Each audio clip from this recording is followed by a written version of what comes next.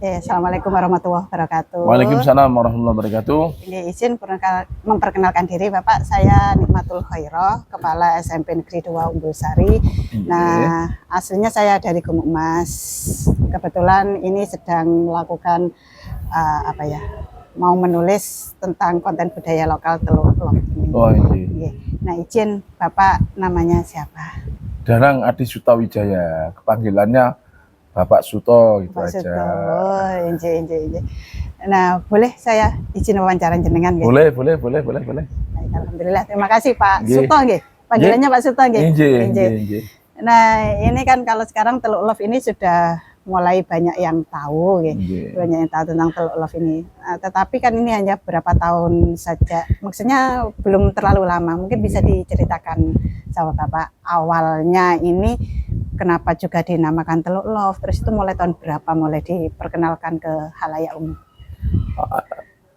Gini Mbak, saya sendiri pribadi dulu pengelola Watulo. Oh iya. Kebetulan Watulo ini diperebutkan ya oleh banyak orang ya. Setelah Watulo kami hijaukan sebagian dan kalau diteruskan oleh yang lain silahkan. Sehingga setelah Watulo mulai rame gitu, sehingga banyak orang yang iri lah, terutama orang dalam sendiri, Pemkab sendiri. Padahal waktu itu Watulo itu tidak punya legalitas, ya, nggak punya legalitas semacam hak pakai apa, hak guna pakai, hak guna apa, nggak ada. Cuma ya istilah orang ayu dikeloni saja sama Pemkab gitu loh, tapi nggak ada suratnya seperti itu. Istilah bahasanya seperti itu. Nah, saya orangnya sering lihat-lihat potensi lah alam yang ada. Kebetulan latar belakang saya ini adalah pencinta alam. Ya, sehingga kenapa sih Payangan ini kok dikunjungi oleh orang? Apa karena pantainya? Apa karena gratis? Karena apa? Akan seperti itu. Iya. Sehingga tumbuh pikiran saya waktu itu, kalau memang sama-sama laku, gitu, kalau hanya alasannya seperti itu, saya coba wawancara dengan pengunjung, baik yang di Watulo maupun di Papuma maupun di Payangan. Mas, apakah karena sampai nggak milik Watulo yang sudah begian dan terkenal, ya, dan ke Papuma?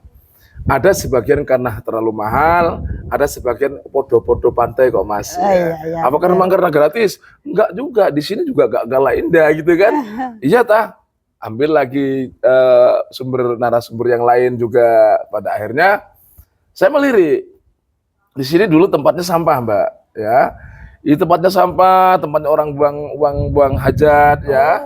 Dulu ini nggak ada perahu ini nggak ada di sini nih. Di sana ya. Ini perahu-perahu ini nggak ada dulu. Ini perahu-perahu ini nggak ada ya. Ini dulu nanti tempat kotor ya, tempat pembuangan kotoran ikan, kepala ikan, air itu semacam air pindangan itu juga termasuk orang buang hajat ya. Sehingga kami memberanikan diri waktu itu.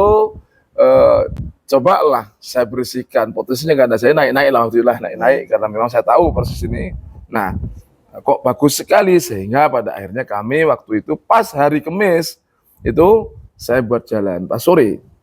Jalan setapaknya. Nah, bukan jalan setapak dulu, saya tebangi dulu, buatkan jalan dulu. Sebenarnya tak tebangi dulu ya, rumput-rumputnya. Pada akhirnya saya buatkan jalan teras siring. Nah, lama kemudian saya ekspos waktu itu. Saya ekspos bukan Teluk awalnya, tapi saya ekspos Raja Ampatnya Jawa Timur, Jember ya. Jadi Raja Ampatnya anak Jember. Rame lah. Dengan tidak sengaja waktu itu saya hampir nyambung jalan itu. Saya pas bulan puasa, sekitar puasa dapat 7 hari kalau nggak keliru waktu itu. Terus saya melihat 3 orang ini, saya, anak saya, termasuk teman saya, 4 orang menantu saya, 4 orang, yang satu Pak Fitri. Milihan ke timur, ini diganti nggak sengaja loh ya. Iya. Kok tahu-tahu loh, itu kok bentuk opo yo, kok bagus yo, opo yo. Pikirannya nggak bisa ngomong. Terus yang katanya sebentar dulu, katanya waktu itu Pak Fitri tuh kayak bokong anoba gitu kan. Loh, kok masuk wisata bokong Iya, gitu wisata kan saya bokong. kan. Pada akhirnya saya kata kayak bikin terinspirasi ke pohon waru itu. Daun kok koyo pohon anu li, pohon waru lambang cinta yo. Oh iya Pak. Lop Pak. Gitu anak saya itu Tribudi Setiawan itu. Ya sudah kasih nama Teluk Lop aja gitu kan. Oh, iya, iya. Kasihlah nama Teluk Lop. Kita branding. Tahun kita, berapa Pak? tahun 2016 Pak. 2015 15. ya. Jadi tahun 2015 bulan 3 waktu itu Ya, bulan 3 ya. kita operasionalkan bulan 3.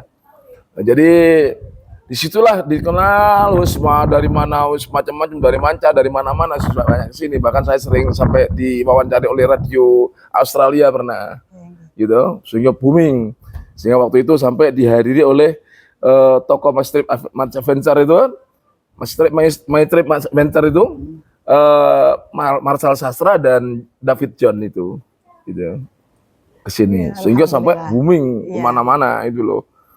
Jadi masa keemasannya itu tahun 2015 hingga tahun 2018. Tahun 2019 itu rame tapi kena COVID, ya, kena lockdown sehingga ditutup total, nah, sehingga banyak terbengkelah. Jadi gazebo yang di atas rusak, banyak rusak. Jadi kami ini bangun lagi, itu mau bangun lagi sebentar, sedikit-sedikit nyicil, gitu kan.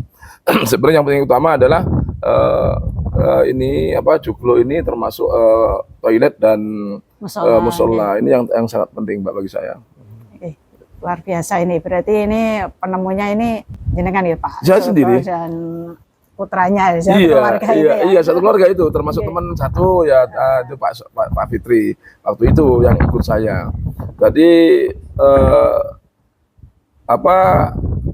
awalnya ini saya pengontrak Watuwulo, sehingga terlalu banyaknya begini begitu pemerintah tidak mau kerjasama, dalam artian itu setelah kita kontrak mahal-mahal namun Watuwulo dibiarkan begitu saja.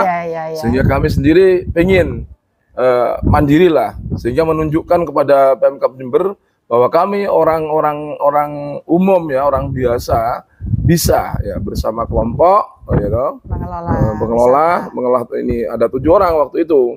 Kelompok kami adalah kelompok Pok Darwis, bukan Pok Darwis, Pokmas Masawil. Ya. Jadi Pokmas ini kelompok masyarakat yang membidangi usaha di wisata yang berbasis masyarakat. Jadi Masawil itu adalah masyarakat sadar wisata lestari bahari. Masyarakat sadar wisata lestari bahari.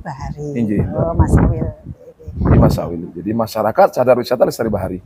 Ya, makasih Pak Suto. Terus ini kayaknya kan di sini murah banget ya. Kita hanya kalau parkir hanya 5.000 kayaknya, 5.000. Terus kalau mau naik ke Teluk Love ini berapa tiketnya? Jasanya 10.000, bukan tiket Mbak. Jadi kalau bahasa tiket itu ada undang-undangnya kan gitu kan. Kalau tiket itu yang terus ada korporasi ya toh, ada sekian persen untuk pemerintah. Kami berbasis masyarakat ini hanya mengelola potensinya, sehingga kami di sini hanya menarik jasa, bukan tiket ya. Jasa yang saya memang memberikan kemudahan kalau memang mau lihat alam istilah laut luas atau pulau-pulau, teluk-teluk apa semua itu kan lihat dari atas bagus dan sehingga kami buatkan jalan. Jadi sebuah jasa saja.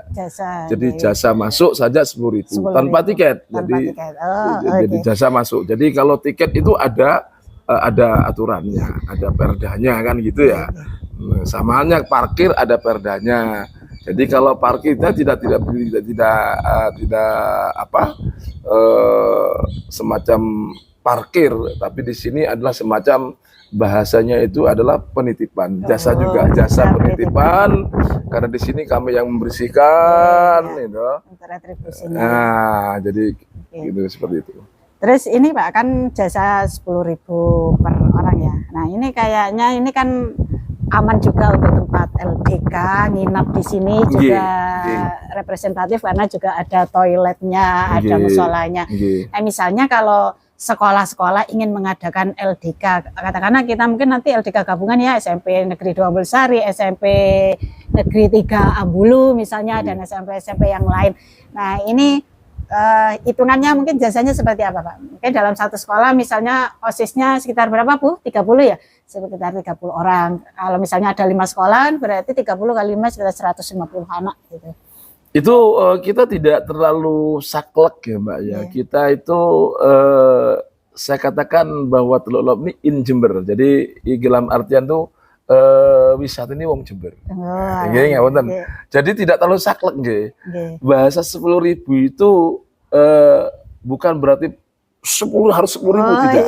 Ngapunten. Nah, itu jadi kita tuh ada toleransi. Jadi ada semacam potongan, Mbak.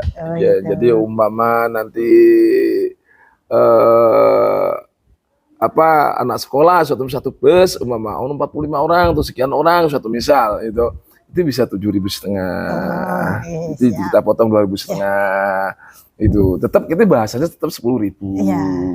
Kenapa saya bawa 10.000 Mbak? Gini, kami ini terus terang uang tersebut, uang jasa tersebut kami kumpulkan bukan hanya untuk memperkaya diri, tidak. Ngapunten. Contoh kami membuat sumur tuh ngebor dalam 1 meter 800.000.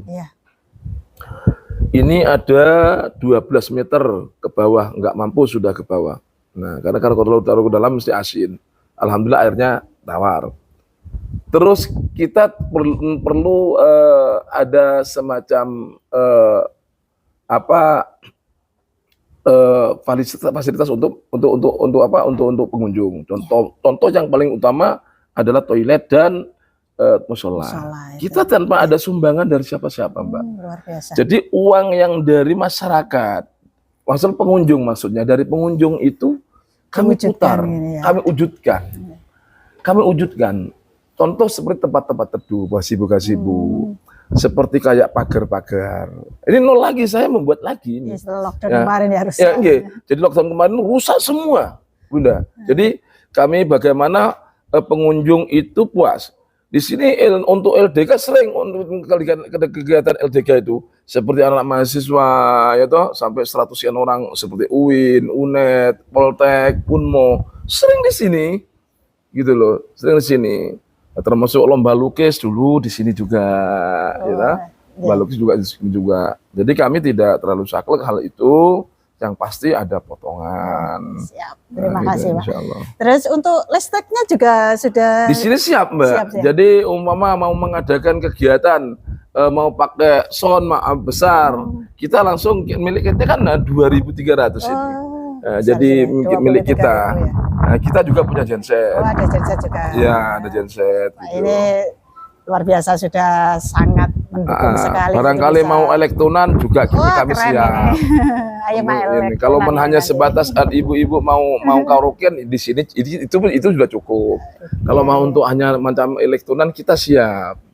Kita siap ready, Pak. Elektronan, Pak. Sama ini oke, siap. Saya monitor sama teman. Sekian Bu, ini harganya sekian. Kalau paket paket sekian monggo siap saya.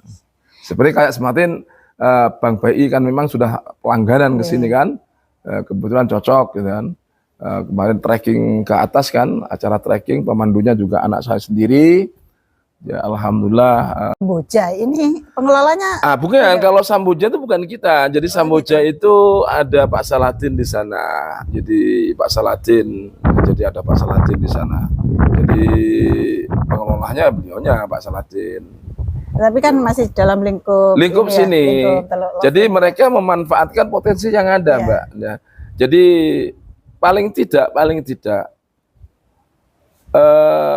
kami ini memberikan manfaat kepada orang banyak. Contoh dengan adanya orang jualan banyak, penitipan. Jadi, awalnya kan tidak ada. Dengan brand Teluk Lop ini sudah dikenal, Masya Allah luar biasa. Tadi pagi ramai malah tadi pagi itu orang lihat sunrise itu. Iya.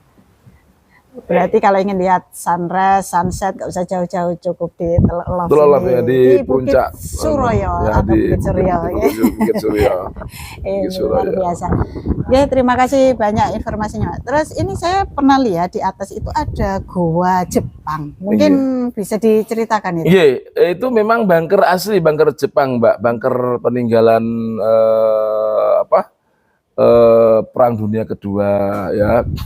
Jadi di Bukit Seruni sana, di sebelah sana, sebelahnya Samboja, sebelah sananya itu, sebelah utaranya itu ada dua bunker. Di sini ada dua bunker terbesar, tapi besar. Jadi peninggalan Jepang untuk perlindungan, istilah untuk bersembunyi seperti itu kan. Yang membuat ya orang Jawa, Rumusa yang dijajah kan seperti itu. Jadi kami sebelum lahir sudah ada itu. Nah itu kalau kita masuk ke dalam aman nggak, Pak? Aman, bersih, Mbak, bersih. Sudah dibuat sholat juga sama tukang bersihnya itu, tukang sapunya. Bulan ini nggak masuk, keponakannya kawin. Cuman ini nggak ada penerangan ya? Nggak ada penerangan, tapi terang kalau siang padang, Mbak. Yang satunya memang gelap, memang tak buat seperti itu. Kenapa? Yang satu kami bersihkan, yang satu tidak dibersihkan. Kenapa? Biar percaya bahwa ini bukan buatan kita. Kalau terlalu dibersihkan itu dikira ya hei Paruk tengok aja Pak, beda motak Pak. Banyak. Jadi seperti itu. Kalau mungkin barangkali Bunda dengan mau naik ke atas bisa nanti ada guide-nya, karena bisa tahu. Sehingga sampai nanti di situ ada pedang elang, tidak hanya cerita, oh ini editan, ini gini. Karena kemarin waktu ada 4 bus dari mana?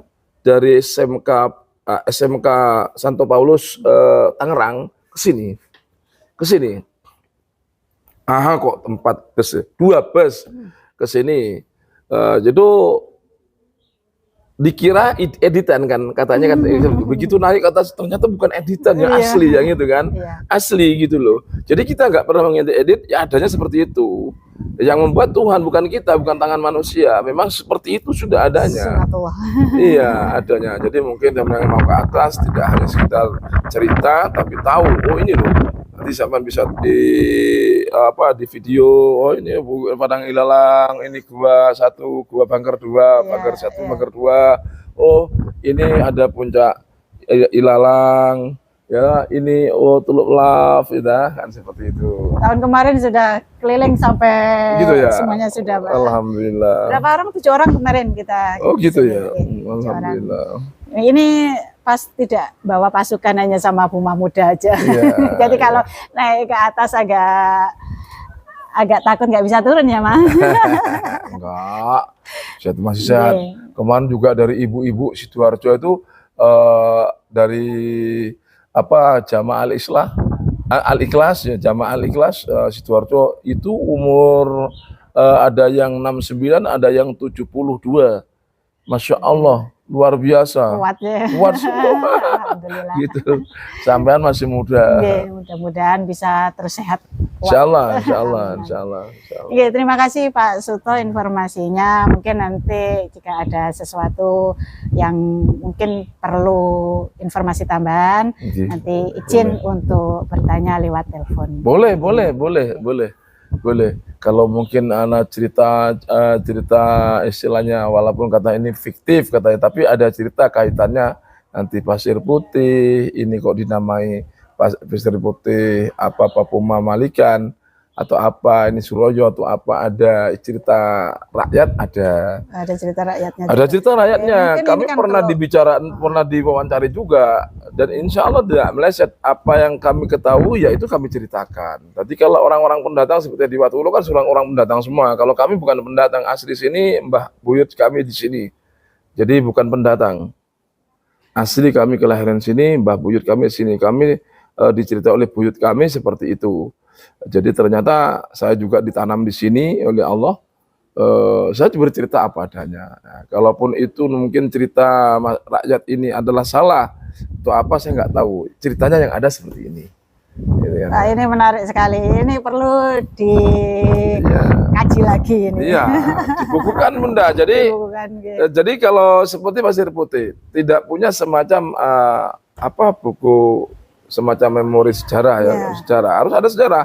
Apa kok nama Watu Ulo? Kok sampai di Bukit Seruni dan Semboja dan Suroyo? Harus tahu. Ini gimana kalau Suraya ini? Kalau Bukit Suroyo ini ya semua ada berkaitan semua itu. Oh, nggak mau. Sampai sana itu berkaitan. Sampai Watu Ulo sampai satu cerita. Nah, singkat aja cerita Suroyo. Jadi antara Raden Suroyo dengan Raden Plontang itu kan merebutkan salah satu seorang wanita, ya kan? Ya. Ya, sampai terjadilah semacam peperangan itu kan, tapi dimenangkan oleh Raden Suroyo itu. Raden Suroyo. Maka siapa Dewi Sampirati dan siapa yang namanya Dewi Sukarsih harus tahu kan seperti itu. Jadi panjang ceritanya Mbak. Itu perlu pemikiran tenang, agenda tersendiri. Karena ini akan menyangkut ini sejarah. Pak Suto ini keturunan siapa? Kok bisa seperti ini? Kan ini kan harus seperti itu. Jadi minta maaf. Okay. Saya ngomong di situ ada semacam apa ya? Sejarah ini mahal ya, sejarah mahal. Jadi tidak semuanya bisa terus sehat. Insya Allah. Oke, terima kasih Pak Suto informasinya. Mungkin nanti jika ada sesuatu yang mungkin perlu informasi tambahan, nanti izin untuk bertanya lewat telepon. Boleh. Kalau mungkin anak cerita istilahnya walaupun kata ini fiktif katanya, tapi ada cerita kaitannya nanti Pasir Putih ini kok dinamai Pasir Putih apa Puma Malikan atau apa ini Suroyo atau apa, ada cerita rakyat, ada cerita rakyatnya. Ada cerita rakyatnya. Kami kan pernah pernah diwawancari juga, dan insya Allah tidak meleset. Apa yang kami ketahui ya itu kami ceritakan. Tadi kalau orang-orang pendatang seperti di Watu Ulo kan orang pendatang semua. Kalau kami bukan pendatang asli sini, Mbah Buyut kami di sini. Jadi bukan pendatang asli, kami kelahiran sini, Mbah Buyut kami di sini. Kami dicerita oleh buyut kami seperti itu. Jadi ternyata saya juga ditanam di sini oleh Allah. Saya bercerita apa adanya. Nah, kalaupun itu mungkin cerita rakyat ini adalah salah atau apa, saya nggak tahu. Ceritanya yang ada seperti ini. Gitu ya. Nah, ini menarik sekali. Ini perlu dikaji lagi ini. Iya, dibukukan Bunda. Jadi jadi kalau seperti Pasir Putih tidak punya semacam buku semacam memori sejarah ya, sejarah. Harus ada sejarah. Apa kok nama Watu Ulo? Kok sampai di Bukit Seruni dan Semboja dan Suroyo? Harus tahu. Ini gimana kalau Suroyo ini? Kalau Bukit Suroyo ini ya semua ada berkaitan semua itu. Oh, nggak mau. Sampai sana itu berkaitan. Sampai Watu Ulo sampai satu cerita. Nah, singkat aja cerita Suroyo. Jadi antara Raden Suroyo dengan Raden Plontang itu kan merebutkan salah satu seorang wanita, ya kan? Ya, sampai terjadilah semacam peperangan itu kan, tapi dimenangkan oleh Raden Suroyo itu. Maka siapa Dewi Sampirati dan siapa yang namanya Dewi Sukarsih harus tahu kan seperti itu. Jadi panjang ceritanya Mbak. Itu perlu pemikiran tenang, agenda tersendiri. Karena ini akan menyangkut ini sejarah. Pak Suto ini keturunan siapa? Kok bisa seperti ini? Kan ini kan harus seperti itu. Jadi minta maaf. Okay. Saya ngomong di situ ada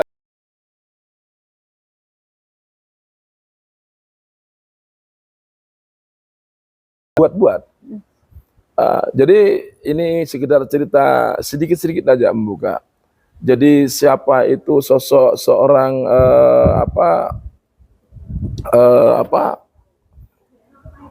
Adipati Rum, siapa sosok Dewi Sukarsih, siapa sosok Dewi Sampirati, siapa sosok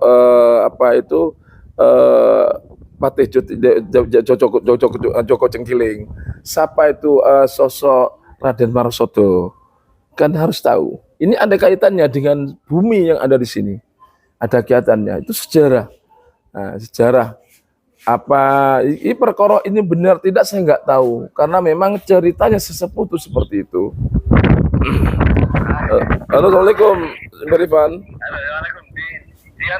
Di rumah. Ya di Joglo ini kebetulan ada tamu kepala sekolah ini. Oh di Joglo. Iya, gimana? Ini anakku mau rencana meluncur ke Telulok. Oke. 4 orang cewek. Oke, monggo. Sama sampan juga. Pakai mobil. Enggak, saya enggak ikut. Oh, nggih sampean bilang mau ke saya bilang dari karate gitu ya. Oke, ya. Kalau depan bilang dari karate mau ke Simpesuto gitu aja ya. Dari karate mobilnya mobil warna oranye. Oke, nanti bilang saya mau ke Simpesuto gitu aja, selalu bilang gitu. Oke, nggih, siap. Nggih, oke. Terima kasih Pak Ito. Nggih, Assalamualaikum. Oke, Oke, makasih banyak Pak Suto. Informasinya mudah-mudahan ini membawa manfaat dan insya Allah juga Teluk Love ini bisa ya sudah terkenal tapi lebih terkenal lagi Ya, karena pasca harapan kami lockdown ke depan ini. kalau saya gini, Bunda. Harapan kami ke depan itu bagaimana Teluk Love menjadi semacam semacam wisata edukasi. Oh ya. Tidak sekedar berwisata. Jadi banyak seorang berwisata semacam kayak di Dira, tidak mendidik. Dalam artian oke lah, refresh itu bahasa refreshing, fresh ya, refreshing. Oke. Untuk menghilangkan penat ini gini nggak apa-apa. Kenalkan anak-anak itu dengan alam. Ini kalau saya. Iya. Jadi apalagi jenengan seorang kepala sekolah, seorang guru, paling tidak apa sih Teluk Love? Di dalamnya Teluk Love ada apa? Di sini ada monyet, ada ayam hutan, ada biawak, ada kambing, ada merak. Yang ini ada di sini ada merak. Ya. Nah, sehingga nanti kita bisa bercerita menjadi salah satu edukasi. Oh, kok pohonnya kok sejenis pohon apa namanya? Pohon wali kukun, gimana nih Pak, gini kan gitu kan bisa padang ilalang juga di apa ilangnya kan bisa cerita, menjadikan salah satu pelajaran edukasi juga.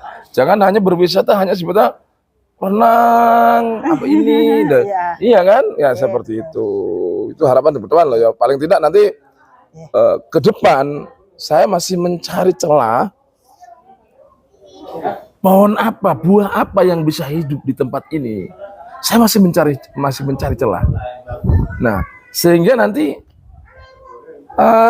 semacam ya bolehlah makan di tempat kan gitu ya.